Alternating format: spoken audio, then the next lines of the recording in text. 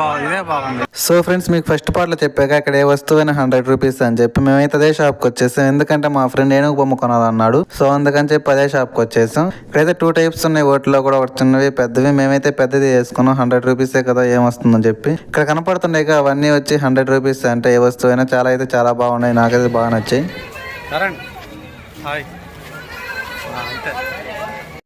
ఇప్పుడు అమ్మాయిల కోసం, అమ్మాయికి గిఫ్ట్ ఇవ్వడానికి పూల కోసం తిరగతా ఉన్నాం. చెప్పతా ఉన్నాడు 7 గంట నుంచి. చూడండి, 1:30 గంట వెయిట్ చేయించాడు. సేమ్ పండు కోతి లెక్కనున్నావురా. సో 1.5 hour అనేది పూల కుండీ కోసం తిప్పి మళ్ళీ అన్నయ్య కాడికి తీసుకొచ్చాడు. ఎందుకంటే ఫస్ట్ ఇది బ్యాలెన్స్ చేసిపోయాం. ఇది నన్ను అడిగాడు ఏదో బాగుంటుందని. పింక్ అయితే అమ్మాయిలు నచ్చుతుంది కాబట్టి పింక్లో తీసుకోమని చెప్పాడు. పింక్ పూలు అనేది.